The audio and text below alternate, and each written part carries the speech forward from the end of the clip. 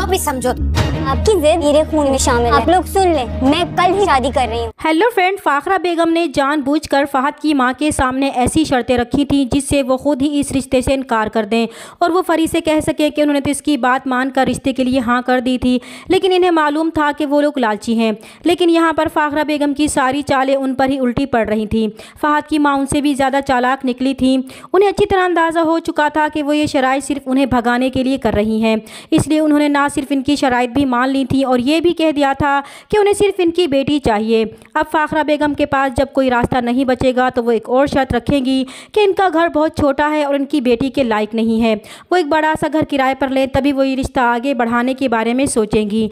लेकिन इस बार फहद की माँ भी साफ कहेंगी कि उन्होंने इनकी सारी शराइत मान ली हैं, लेकिन ये शर्त वो नहीं मानेगी। अगर इनकी बेटी को इस घर में नहीं रहना तो वो इस रिश्ते को ख़त्म ही समझें। वो अपना जवाब तो देकर चले जाएंगे, मगर फरी को अपनी माँ की ये शर्त सुनकर गुस्सा आएगा। वो अपनी माँ से कहेगी कि वो जानती है कि उन्होंने ये शर्त सिर्फ इसलिए रखी है ताकि रिश्ता हो ही ना सके, क्योंकि उन्होंने स्टेटस को अपनी ज़िद और अना का मसला बना लिया है। तो फाखरा बेगम भी जवाब में कहेंगी कि वो चाहे जो भी समझे, इन्हें कोई फ़र्क नहीं पड़ता।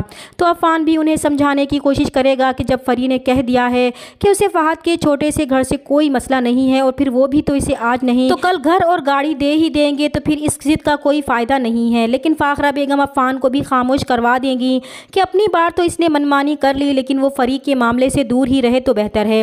वो फरी की माँ है और इसका अच्छा बुरा खूब समझती हैं। तो अफान भी खामोश हो जाएगा। लेकिन फरी अब खामोश नहीं रहेगी कि अगर इन्हें ज़िद है तो वो भी इनकी बेटी है और वही ज़िद और अना इसके खून में भी शामिल है, इसलिए वो लोग भी सुन लें कि वो ये शादी करके ही रहेगी और कल ही वो फहद से शादी भी कर रही है।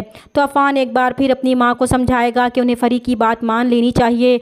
अगर इसने कोई गलत कदम उठा लिया तो इनकी ही बदनामी होगी, इसलिए बेहतर है कि वो अपनी शर्त वापस लेकर इसकी फहद से शादी कर दें, इसी में सबकी भलाई है।